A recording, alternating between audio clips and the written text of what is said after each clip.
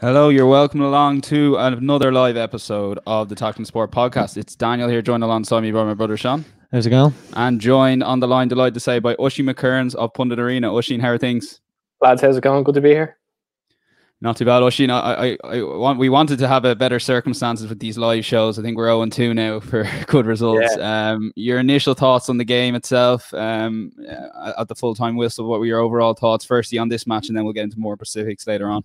Yeah, well, disappointment, I suppose, with the result. It was, again, a similar situation to the last couple of games whereby they played well. Chance creation was limited. Going forward, they looked a little bit limited. The goals just it just never really looked like the goal was going to come, especially when Finland scored. I mean, that was essentially the end of the game. It just from there, I think everyone's optimism was kind of low. I kind of knew that, judging by how they've performed the last few games, that goal wasn't going to come. Again, I thought there was some good performers there. Dara O'Shea, I thought, played well for his debut. Connolly was lively again. I even thought Horgan was actually quite lively as well. I think he's done well when he's played the last couple of games. But listen, it's just the same old story. It's chance creation. It's putting the ball in the net, and I suppose an individual error that was very uncharacteristic from someone like Darren Randolph. So it's very hard to blame him for that result. But it just goes to show you that when we kind of do concede errors like that, or when we do slip up, we get punished. Whereby if the opponent slips up, we don't necessarily punish them. But yeah, I think again, there's plenty of positives to take from it. Again, I thought they played well. The overall play, there were some nice moves, but it's just that we're lacking in that final third, and that's still going to be the issue. And it's a huge challenge for Stephen. I think that he's going to have to address, and how he does it remains to be seen. And I think it's like, with the 21s as well, it wasn't as if, they bulldozed teams scoring 4-5, a couple of goals here and a couple of goals there. And maybe it's just, at the moment, this is all we have. And, you're looking at the attacking threats coming off and at the end of the match there, you had Ronan Curtis, who's a really good League One player. You've Robbie Brady, who doesn't get a game for Burnley. And, he put in a couple of good crosses. But at the end of the day, it's just, we're just not getting the clear-cut chances you want. And then you think, we are missing Connolly the last couple of games. Would he have made a difference? And he had a couple of half chances tonight, and even, he just didn't quite get it out of his feet, or didn't look up. There was a really good chance when he got fed down the line and beat his defender well and committed the defender, and there's a chance to slide it across, I think, to Horgan, and he took the wrong option. And at the moment, it just seems like it seems like if we got one goal, we could get 2 or 3, but we're in that rut, and because of the nature of this international break, and it's been game after game, I think it's just, it's affected it more. And, look, Stephen Kenny now has time and Keith Andrews and Damien Duff, they've time to sort of figure out what went well and really, really now stamp their authority on, because they've had a couple of games, they've bled in a few new youngsters with whatever way it's happened, and now, they've really got to take control the next international break and really try and kick this team on for, because games are coming thick and fast, and it's the nature of the Nations League, and it's the nature of everything now, and we just need to find a way of winning at the moment, and that's certainly the biggest problem. Yeah, well, Oisin, would you concur for that? I guess, like, on the one hand, Stephen Kenny's only had the guts of 2 weeks between this week and last month, and yet he's had 5 games so it's almost like too many games as opposed to training sessions. Would you be patient enough with him in that regard? And I guess, how patient can we because at the end of the day, he has only got 1 goal in 4 games. Yeah, that's the thing. But I suppose to look on the positive side, not positive, but I mean, to kind of go on Kenny's side, it's not like this is a problem that's only just started when Kenny's come in. He has inherited this from Mick McCarthy's side, because it's not like they were prolific there. Even Martin O'Neill's team, there wasn't necessarily, I mean, since Robbie Keane left, I mean, chance creation and goal scoring has been a problem. But yeah, I think to Sean's point, I think it's one of those where they just need a goal to go in anyway. It doesn't matter how it goes in. It doesn't matter if it's an own goal. It doesn't matter who scores it. They just need one to go in. They need a win. Kenny just needs a win to kind of kick on now. And I think tonight was that opportunity, a real opportunity to get it. And it didn't come. I think patience. Yeah, I think we still need patience. I mean, you do have to consider there's so many mitigating factors that happen throughout this week as well, like off the field stuff, the whole COVID-19 debacle that happened in the squad. I mean, that can't have been good at all for squad morale. I mean, I know it's not necessarily an on-the-pitch problem, but God, it bled into that so much with the amount of players that were missing. I mean, like Robinson, Egan, Brown, O'Dell, they would have started the last 2 games and probably would have made a difference. But listen, that's the way it goes. I think I do think though there's reason to be positive for sure. There's no doubt about it. I think we still need to give Kenny time, but yeah, I think we've now got a big break. There was a lot of games in there, a ridiculous amount of games in a row that no international manager would necessarily have had. No manager would have had experience of that kind of that clumped schedule, I suppose. So he has a nice break now. The next ones I think are November. I think we play again, so they have a little bit of a break. So yeah, you'd only hope that it'll improve, because in fairness to them, they improved from September, I thought. Overall, the play was better, so you'd like to think again they can step up on their level in November and hopefully get that win that's so badly needed. Yeah, and I kind of agree. I don't get this concept of people that are putting the blame at Stephen Kenny. Like, the amount of times we actually cut through them, and there was the overlaps that we created, and we just didn't convert anything. And look at Matt Doherty's half chance. You 100% expect him to hit the target, work the keeper, put it across him, and he just plays as a wide. And I think that's just, I think the players sense it. I think the players sense they're under pressure, they need a win, and everything's a little bit more desperate. Every block, every tackle's more desperate, and when you have that in the back of your head, of course it's going to affect you. And at the moment, it's just not clicking, and that's maybe the nature of the squad we have. A few players are pushing on a little bit, and maybe they don't want to play the style of football. Maybe they want to just win games at international level, but it's going to take time, and everyone that knows it. And when Stephen Kenny took over, he wasn't just taking over from Mick McCarthy. He was taking over an era of different football to what he was going to bring in. And I think everyone bought into it because of the 21's results, and maybe the fact they got off to such a quick start, and maybe that was down to they'd know. Well, just remember, we went to the Ireland-Luxembourg game. It was like one of the first games of Stephen Kenny's era, and they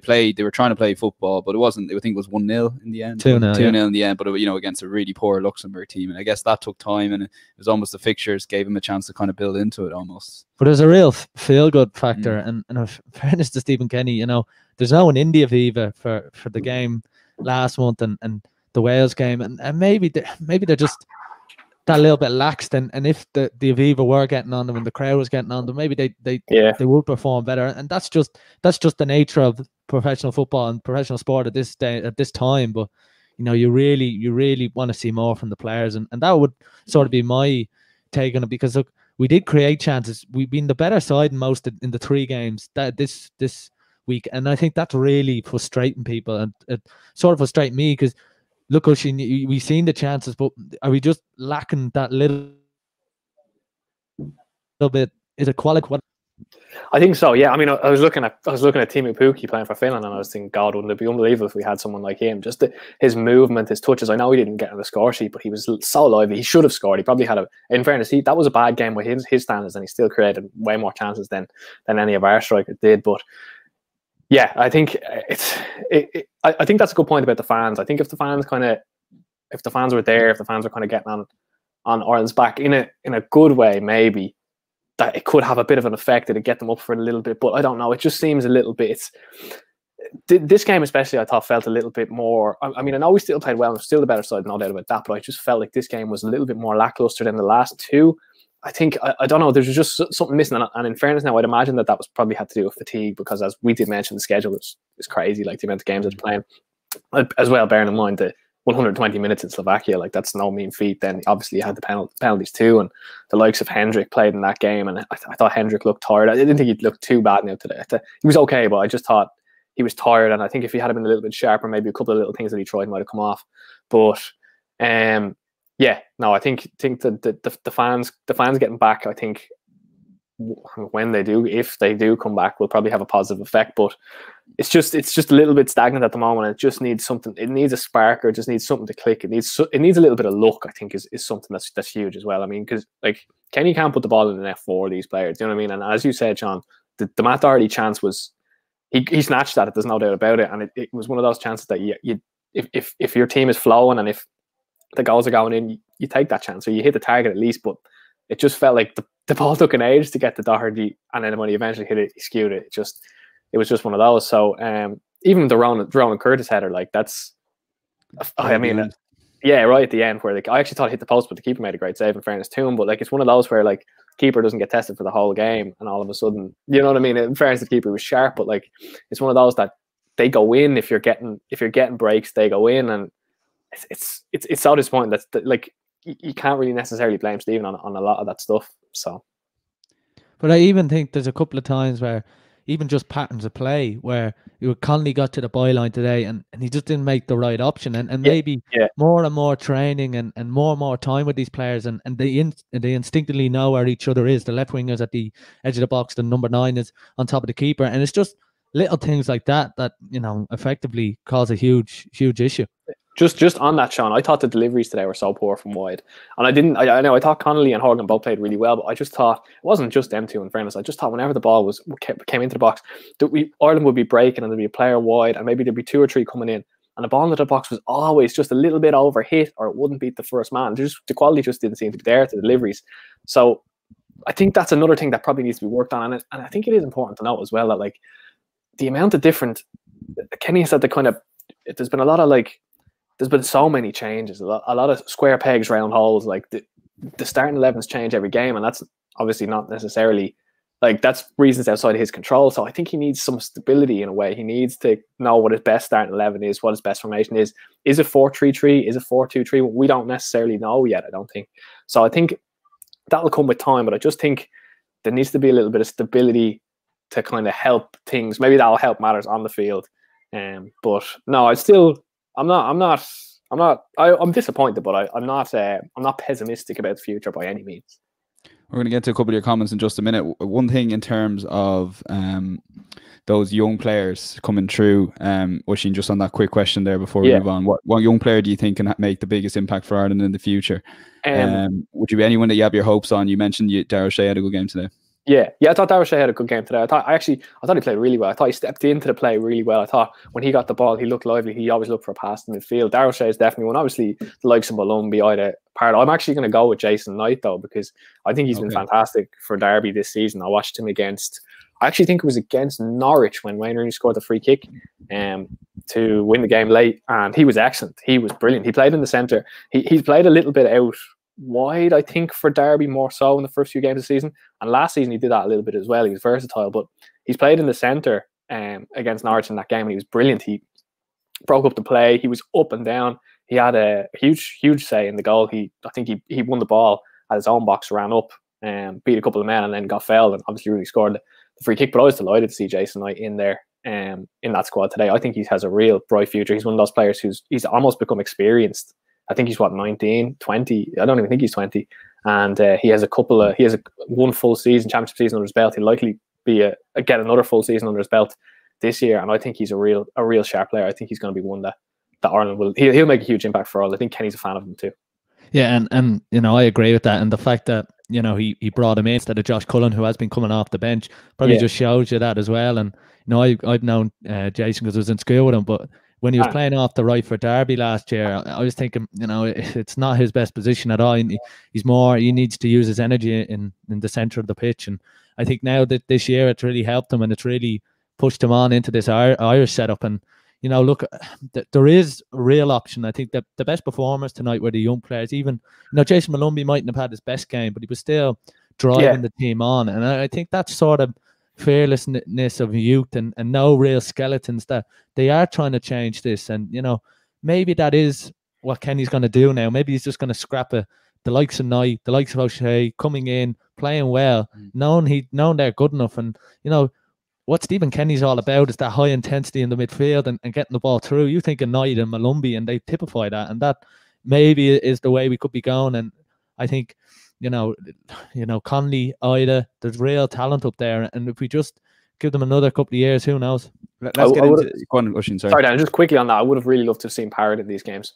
Definitely, I think he's been so unlucky with injuries, and I think Kenny would have trusted him quite a lot, because he did mention in his first, I think it was in his September squad, that he mentioned that I know Parrott was in from a goal drink essentially, but I would have imagined that Parrott would have got a run out in those games, and then I think he could have been. I mean, obviously we've so many mitigating circumstances in terms of the COVID, things like that, but I think he would have got a real chance in these games. And he's the kind of player who, at every level I've seen him play, he's taken chances when he's got them. So I'm disappointed. I actually was disappointed that he obviously couldn't feature in these ones, but to that point, I suppose he is another one that I know everyone does talk about him, and he's kind of the great white hope, the next Robbie Keane, stuff like that, but I still would have liked to have seen what he could do in these couple of games for sure. Absolutely. Let's move on to a couple of individual performances, because Jeff Hendrick has avoided a lot of opinion. I know he was kind of, some quarters was a scapegoat at times for some of his performances. How do you think he's been playing overall? Maybe compare first to his recent Ireland performance, and maybe again, has he reached the heights of Euro 16? And do you see a future that Stephen Kenny will stick with him in that number 10 role, or possibly a deeper role? Do you see a room for Jeff Hendrick in a Stephen Kenny team once he gets going, particularly with a view to March and the World Cup qualifiers? Yeah, I think he's improved. There's no doubt about it. I think he looks much better than he did under McCarthy, definitely. I thought he looked a little bit tired today. I thought like his movement, it felt as though like his movement was good and his ideas were good and what he wanted to do was right. It just kind of didn't necessarily come off, or it was just, now it probably was fatigue playing a little bit of a part, but like Ireland would be breaking the ball, it'd come maybe to Hendrick, and there'd be players breaking with him, and he'd just lose, or he'd just slow it down a little bit too much. Again, maybe that's probably fatigue coming in. But I think Kenny does like him, and in fairness to him, he does. He helps with the press a lot. It feels like he's because that energy in the midfield is, Kenny loves that. I mean, you look at Molumby, he's a player who brings that too. Is there a spot for Molumby and Hendrick both kind of in a similar kind of engine, similar kind of work rate? Who knows? But I don't think he's suited for the 10. I don't think that's his best position necessarily. I think they need someone else in there. I think maybe even McGoldrick or a Parrott maybe there. Obviously, there's talk of Jack Burma. He wasn't involved tonight, but I don't think he's suited for the 10. So that kind of leads me to believe where does he fit in a little bit. But I think he's done himself justice, I suppose, over the last couple of games. Definitely an improvement. Not quite as good as he was in Euro 2016, but I don't know if that's the peak that he's going to get for Ireland. I'm not sure, but yeah, he brings energy and brings willing running. The little nuance might not necessarily be there at times, but I thought he supported Maguire probably more than he would have done other strikers in previous games. He looked a little bit tired overall, but yeah, I think there's probably a future for him there. Yeah, see, like the thing about Hendrick is, for a manager to play him 3 games in 3 games in a week, probably tells you all you need to know about him and training and his personality and what he thinks from. Yeah. The big thing I would have wondered is what way he would have played it if Alan Brown was fit for the Wales game, because Kenny came out and said Alan Brown would have started. So would he have played Hourahan, Hendrick, Brown, or would he have played Molumby in there as well?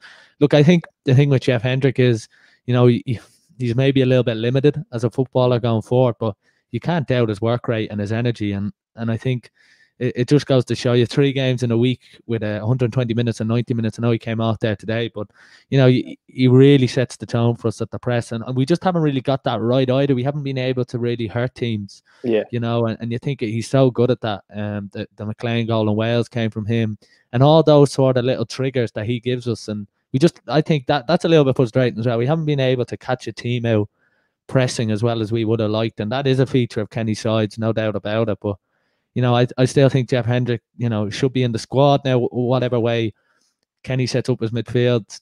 Whether he's a part of it, time will tell on that front. The way he plays as well, like that kind of energy that he brings, 3 games in a row in the space of whatever it is, a week or so or 10 days. That's tough. That's tough going for him, definitely. But no, Sean, I agree. I'd say there's definitely a spot for him going forward. And then probably another player in a similar category is Robbie Brady. Do you see where's his best position in the Stephen Kenny team? Like, it's a bit frustrating because, again, people remember his Euro 16 performances and getting those crucial goals. And I suppose he's kind of nowhere to go with that, really, because if you're scoring the winner against Italy in the Euros group stage, you're never going to really top that, I guess. And his performances at times have been a bit frustrating watching. Do you see him fitting in at all in the Stephen Kenny team? I agree with that. I think he's just been frustrating. And I mean, you kind of have to look at, like, he has been so unlucky with injuries. He's been so stop-start. Even since he arrived at Burnley, he's been very, very stop-start. And that's kind of bled into his Irish form a little bit. I know McCarthy wasn't really playing him at all, kind of, when he was out of that Burnley squad last year, a couple of years ago. But yeah, I just don't know where really he fits in necessarily. I don't think he's... I would have said maybe he was suited more to the 10 than out wide, but I don't know if he brings what's needed in that 10. And then out wide, the last couple of games, I didn't think he was great. I didn't think he was great in the last game. And I saw a few people saying that they thought he was one of the better players, but I didn't really see it. And tonight when he came on again, I didn't really see him bringing too much. I don't know if it's just lacking confidence or what it is. Maybe it's the fact that he's kind of not a regular starter at club level, but I don't know. I think he's he's again a player that is probably needed in the squad, and that you'd imagine he could probably bring something maybe off the bench. Like, I mean, he didn't really do it tonight, but his deliveries are still good. But it's just, I don't know. I'm not necessarily convinced for him really going forward. I think maybe if he gets a good run back in Burnley starting 11, or maybe if he gets, I don't know, he gets a move or something, a long move, and gets a good run playing regular football, maybe. But I just, at the moment, I don't really see it. You think back to those injuries, like that ACL. I think he did one at Huddersfield away a couple of years ago, and you know, for someone that really picked up form in and around the Euros in 2016, he hasn't been able to kick on. And even when you see him today, you know, even if you have that good a left foot, you still need a bit of pace to create that yard of space. And he can't do it. He's not that quick. You can tell every time he goes in for a tackle, there's a real strain on the leg. Even today, where I think he won the ball and he was kind of limping after them. You know, that all has an effect. And you know, Robbie Brady, he just hasn't kicked on it like we said. But you know, he needs to get first team football. He's at the stage of his career now where if he wants to prolong his career, he needs to be playing and keeping the body ticking over. Like Oisin said, I still think he'll be a part of the squad because he's the kind of player that could fill any couple of positions. If you're short a left back, he could play there. If you're short a left winger, he could play there in midfield. So that's the thing, and I think he'll still be a part of it. I've been very disappointed with him tonight and lacking a bit of just real quality. Like, there's a couple of corners where the thing with Ireland is if you put a half decent ball in, we've a chance of scoring because of Duffy. But today he floated one in at a really crucial time. I think 4 or 5 minutes to go, and the keeper catched it, and you could even see Duffy had gone up, had went in, and then as soon as he saw the loft of the ball, he started jogging back. And you know, you can't have that. You can't have a part of the game, which is so important for Ireland, set pieces, and a ball like that goes in. Out of interest, just on that point, is that Stephen Kenny wanting that kind of floated ball in, or is that Robbie Brady taking it on himself? No, because Hourihan took one, they played one short, Brady lobbed one in. So I think, is there any plans going on there at all? No, like I'd 100% say there is plans. But you know, a lot of plans go out the window when you're trying to chase a game after conceding a sloppy goal, and that's probably it. And the players are still not used to doing those things that at club level you could get sorted in 4 or 5 games when you're playing constantly at the training game constantly. And that's probably just a huge problem at the moment. Kenny doesn't have the time to be drilling this into the lads, drilling set pieces in. And you know, you could tell that there is plans, because when we scored, with Duffy scored, I think Kenny came out with the stat that it was the first time we'd scored straight from corner in 6 years or something. So you could tell they've worked on it, but you know, plans kind of go out the window with 3 minutes to go when you're chasing it. Yeah, very hard as well when you have to change so many players in the squad. Players are in and out, like especially with the last week. That'll definitely put a damper on the plans. All right. So moving on to a little bit about selection, kind of, and a couple of players on the fringes. We got a couple of comments in there. One was Shane Long should be starting for Ireland, and another on Michael Obafemi playing for the under-21s. What's your take firstly on Shane Long? Oisin, is there a role for him in that lone striker? Again, if you're looking at Stephen Kenny front three, which is more or less going to be a right wing forward, a left wing forward, and a centre forward, I guess you could see Shane maybe off the right or centre. Is there a role for him, or is he going to be that impact player, you know, brought on with 10 minutes to go against the Slovak team in the playoff? 100% is the impact player, no doubt about it. I think against Wales he was poor.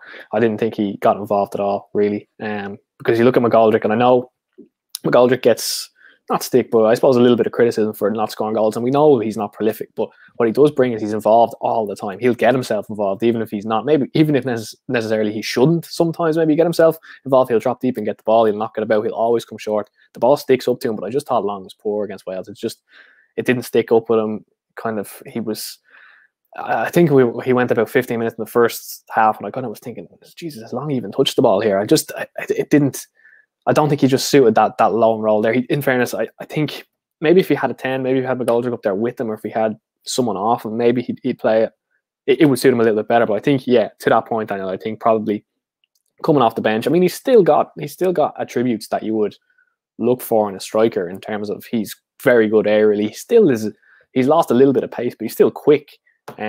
So I think, yeah, he'd probably be better as an impact sub. But in terms of a starting striker in that role that Kenny wants him, whereby if the 9 of a front three, I don't see it. And then a little bit on Michael Obafemi as well. So he obviously played up front on his own for the under-21s, and you know, I think that was the main kind of reason he wanted to be picked. You want to come in, Sean, just before Oisin? Yeah, because there's actually a lot of talk saying Obafemi didn't want to play for the 21s, and he was a little bit disappointed with everything that came when he didn't get selected for the series in September, the international break in September. But I thought he played pretty well last night, or yesterday afternoon. I watched And I was pretty impressed with the 21s. They just seem to be a little bit more down the road on, you know, the Kenny structure, and Jim Crawford to come in and not change much. Zach Elzabouzi played well. There was Will Smallbrown, I think, played quite well. But, you know, when you're looking at the end of the game tonight, and, you know, you're seeing Rowan and Curtis, and no disrespect to Rowan and Curtis and Dara Horgan, they're playing, you know, Dara Horgan's with a team that will get relegated in the championship this year, Wickham. Rowan and Curtis is with a club that will be in and around the playoffs with Portsmouth in League One.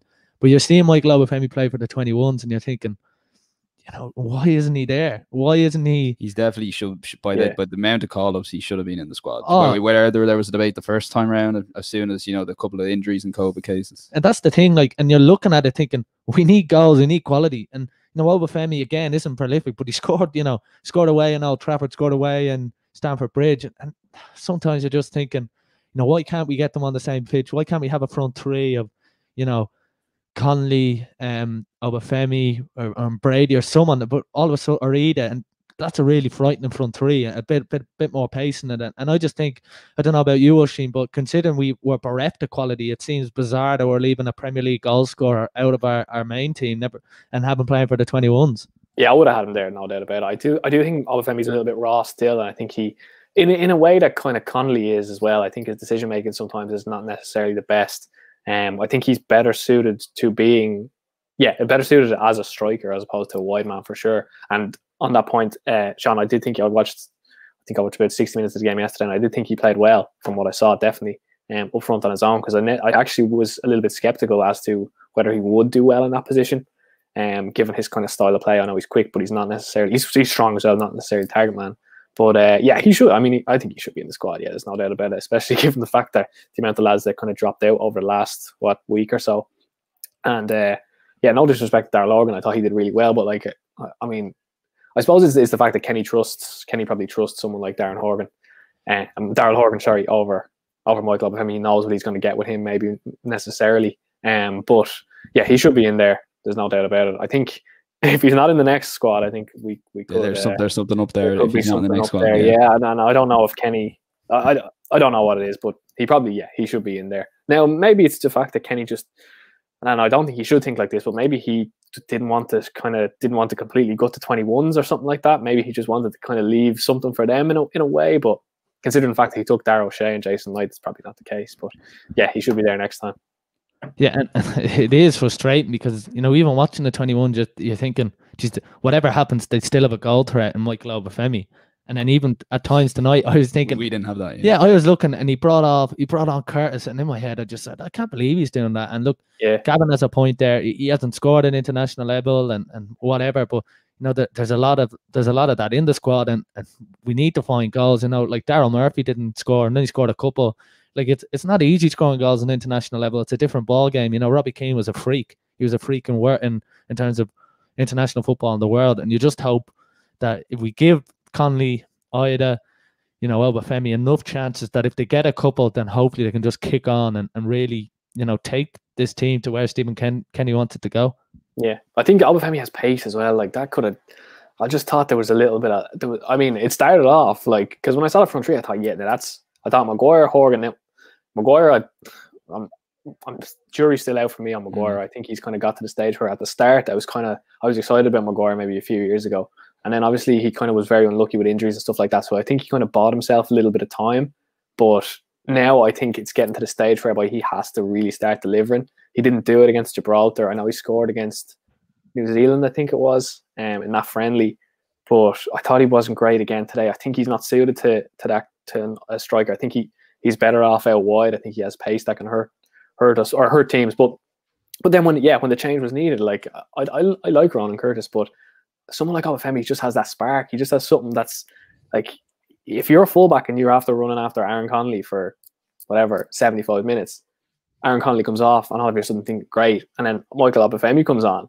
I mean, that's you're in real trouble there. So I think I do agree. I think he should be in the squad definitely. But yeah, no, 100% should be in the next one. And like I agree with you. Like Ronan Curtis at the moment isn't there, and hopefully if Portsmouth get up, and he's been a huge part of them for the last couple of seasons, he can really kick on and become maybe an international player. But at the moment, you're thinking, God, why isn't Obafemi there? And you know, that's a something that maybe might come out in a few weeks. We don't know. Like, did Kenny think of the 21s? I doubt it. And the fact that he didn't make the squad before, there's a little bit of question marks there. Listen, quick word from both of you on that Patrick Bamford question there. Like, in my opinion, I think we should focus on the youth. Do you think there's any temptation for short-term thinking there? If Patrick Bamford was open to a move in an Irish shirt to move for him, or? Well, as a Leeds fan, I'm going to say yeah to this one. But, I was thinking that as I was asking, I was just thinking that. Yeah. No, I advocated for him under Mick McCarthy, and to be fair, he started the season really well. And no, he's a good striker, but no, I don't think there's any kind of point in going for that necessarily. I think we have enough talent coming through. I know the short-term fix, but I don't think we can go for a short-term fix when the long-term gain, I think, is probably going to be a lot better if we give these guys a chance, give the younger lads a chance. But no, I'm still a Patrick Bamford advocate. Don't get me wrong, but I also think. Sorry, Sean, I don't want to come in there, but I also think he wouldn't play. He fancies himself, I'd say, to get an England call up, given the amount of players that are kind of getting England call ups now and how well he started the season. So even if Kenny tried, I don't think it'd happen. Yeah, that's the thing. Look, Bamford as an example, I think it's too long gone. It's all ground. I don't think we should go over it, but I still don't think we should, turn our back on, players in England that have really strong Irish connections. You think of John Walters, David McGoldrick, players that have done so well for us over the years, and I still think that there's an issue coming down the line with Will Smallbone. He's doing really well at Southampton. Thought he was very good for the 21s, and I turned on a radio station last night, and they were talking about, could he be the new Declan Rice? Could he defer to England? And I think you're always going to have that issue. But I still think, look, at the moment, Will Smallbone wants to play for Ireland. Let him play for Ireland. And, if he does come up with an idea in a couple of years to move, that's his choice. But I don't think we should turn our back on the likes of those. And, trusting our youth. Look, there's a lot of the 21s, a lot been said about the 21s, that the majority of them are, Irish born, Irish based. But, it's still a factor. And I thought Smallbone played really well. And, if he does well for Southampton this year, I know they've quite a strong side, but you never know. Could he put himself in for a call-up? But I still think, look, Bamford's probably gone. But I don't think we should turn our back on that sort of idea. Yeah, I think, Sean, just on that, I think the default setting for Irish fans now is they see an English-born Irish player and they automatically think he's going to defer, even if they don't know a single thing about him. I mean, Joe Hodge, I think, is the perfect example of that. Joe Hodge, I don't think he's ever come out and said anything. I don't think Joe Hodge has ever done really like an interview or anything like that. And every time I see a lot of comments whenever anyone mentions Joe Hodge. I know Kenny's kids, obviously, great Twitter account. He mentions him a lot, and the comments always seem to be underneath is, oh, he's going to move. He's going to move. Why isn't he in the squad? All this kind of stuff. So it's just a default setting. But yeah, so the Declan Rice and the Jack Grealish stuff has scarred us. But no, I think I agree, Sean. Yeah, I don't think if there's a player there that wants to play for Ireland, then yeah, definitely. I don't think we should turn the back on him at all. I think on the Bamford one, I don't think he necessarily wants to really come over. And Grealish isn't starting for England again tonight, so yeah, we're not getting into that again. If you want any Jack Grealish chat, you can check out our Monday's podcast. We had a good rant about him not being in the squad or in the starting lineup. Yeah. I want to move on to the Nations League and just Stephen Kenny's upcoming games. There's actually a good point in here from Emmett, and I was thinking this watching Scotland, who was their playoff against Israel in League C, and I didn't even bother looking at the League D playoff semi-finals, but I'm sure there were a lot weaker teams in that. You could make an argument that Ireland being in League C could be a lot better. I know this kind of starts off as a joking kind of point, but there is a point to it. Like if and I reckon if Stephen Kenny was in this Nations League C and we had C opposition, there'd be a lot more optimism around the games, because I think the results would have been better overall, and the style will be allowed to develop that bit more quicker against weaker opposition. What are your thoughts on that, Oisin? Obviously, they're not going to intentionally go out and lose. But is there a case of maybe being even more experimental, I guess? Or I guess for Stephen Kenny, though, he needs the results more over.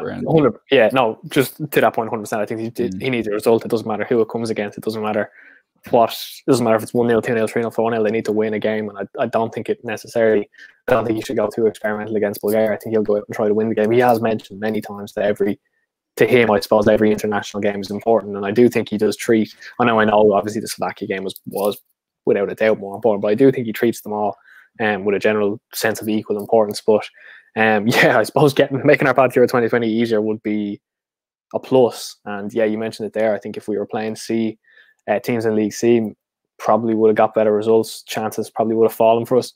But I mean, to be I suppose, to be blunt about it, I mean, we weren't playing world class opposition though, like Bulgaria. We fairly dusted Bulgaria last September or 2 Septembers ago, and they were very poor. Finland, in fairness, I underestimated Finland. They're actually quite good. I know they got to Euro 2020, but they have been good over the last 2 games. And then you have Wales, so not necessarily world beaters, but also not poor sides. But should we intentionally lose to Bulgaria? No, I don't think so. But I think having an easier path to Euro 2020 would be a plus. Just before you come in, Sean, so the last 2 games are Wales away and then Bulgaria at home in November before the World Cup qualifiers then in March. Yeah. The annoying thing is we've been the better side in these games. So I don't buy into this that where we should drop down a division. Look, we've shown that we're able. We just haven't scored. And look, we can keep banging on about not scoring, but the facts of the matter is, we were the better side in all 3 of them games. And I think so, all 3. Yeah, I thought we were. I agree with you, Sean. Look, the goal we concede as well, it's our own fault, and it's the way we want to play, and it's a dead ball, and Ireland want to win the game. You could see that, under Mick McCarthy or Martin O'Neill, Darren Randolph would be dropped for doing something like that, trying to get the ball in the 74th. He would have just kicked it long. I think Mick nearly had a heart attack watching it. Yeah, and look, that's where we are, but we want to change that whole idea, and that's why everyone should be buying into this. But I still think, look, we can bang on about not scoring goals, but we were the better side in those games, and I think most people will agree. And that's the most frustrating thing. Like, we are good enough in this group to go ahead. We got a nice group. Don't get us wrong. We had a real chance to qualify this year, and it just hasn't worked. And you can kind of look back to that Denmark game as in the playoff in September last, I think, or whatever it was, in March. And you just you just think, look, if you win that, Mick McCarthy's going to a Euros, and all of a sudden it's a whole different ball game. And maybe, who knows what would have happened then. Yeah, and I suppose it's important to win, I guess, with the World Cup seedings, and with the World Cup seedings ahead of the draw for the World Cup qualifiers. The final point then, Oisin, you kind of alluded to there in terms of you reckon we were the better team in the 3 games. I guess with all the preparation things that went wrong, there's an argument that we shouldn't even be playing international football, I guess. What were your thoughts on Stephen Kenny's first 5 games, an overall picture that going into November, that you can be, confident enough that there is a style change? And I think people have seen that over the last 3 games. I think there's an identity there now. There's an identity now where there wasn't before, and I suppose it's not a fully formed identity, but it's one that's getting there. And I think once we address the goal scoring issue, and I know we created more chances than we have been before under McCarthy. I still think chance creation is probably an issue that will probably have to be improved for sure. But I think it's getting there. I mean, we looked a lot more solid. I know now there was the Randolph error today, but I think in general we looked a lot more solid than we did against Bulgaria and Finland the first time we played them last month. I think much more solid in general there. I think actually just on a more condensed point, I suppose, I think Shane Duffy looked much better. I think Duffy now is finally kind of agreed. He's copped onto what Stephen Kenny wants to do, and I'd say it's probably helped him playing with Celtic. In fairness, playing the high line and getting on the ball a lot more and knocking around. I thought he looked more confident. But in terms of takeaways, I mean, he's blooded a lot of youth, which is good. Jayson Molumby looks like he's probably going to be part of the starting 11 or 3 subs. Going forward now, he's kind of cemented himself in there. Connolly as well, he's cemented himself there too. So I mean, our style of play is. We have a style of play now, I suppose, which is change. So it's kind of the bar's on the floor, but we do have one, so that's good. So there's plenty of positives to take from it. There was a lot of nice little moves, knocking the ball about. The ideas are there. It's not fully formed. The whole thing is just not fully. It's not there. It's not where it needs to be yet. I think it's one of those things that was always going to take time. Did I think it would take this much time? Probably, if I'm being honest, no. But I don't think we should rush into kind of judge it too much. I know the results aren't coming and the goals aren't coming, which is obviously a worry for any team in the world, no matter what the circumstances around that are. But I think it's coming. I think there's signs there that it will get there, but it's just about when we get there and how bad, I suppose, the results have to be on the way to getting there. That kind of might define it. Final point. A bit of a comparison on it is, if you look at, trying to change a culture, look at Crystal Palace when Frank de Boer came in, trying to get rid of a few years Crystal Palace of just playing knock it long, sort of like what we played. Frank de Boer was gone in 7 games, no goals, 7 games in the league. 4 games. Or 4 games in the league, 7 games overall. And they just, they couldn't do it. They couldn't adapt to it. And I think, look, you'd be stupid to think it wouldn't take time. And look, going forward, hopefully, there's better days to come. Better days to come. Oisin, listen, we really appreciate you coming on the show. No worries, lads. Sean as well. And listen, for everyone tuning in, to get us on social media at Tackling Sport. We've got music from Madison Front now on other side. We're going to make a better attempt at sharing the screen here, Sean. I did the last time. But yeah, it's goodbye from Oisin. Cheers, lads. It's goodbye from Sean. Goodbye. And it's goodbye from myself. This is other side Madison Front.